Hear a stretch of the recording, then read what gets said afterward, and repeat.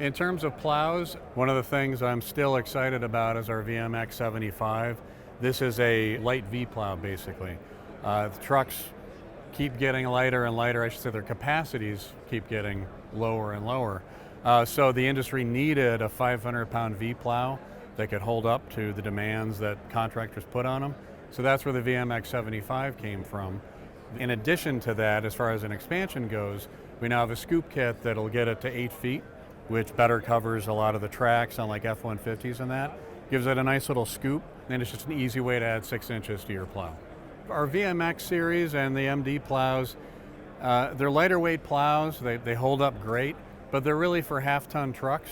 You know, this is where you see the homeowners, the business owners, you know, guys with a parking lot they gotta take care of, but also like foremen on job sites or the cleanup crew, you know, the guys that don't wanna lug around a 9-foot, you know, commercial plow. So it really works well for those applications and driveways. We've seen the market shift to V-Plows. They really appreciate the value of being able to cut through drifts or, you know, maneuver that snow around like you can't do with a straight blade. So I think all of our V-Plows have really kind of taken front and center from the straight blades.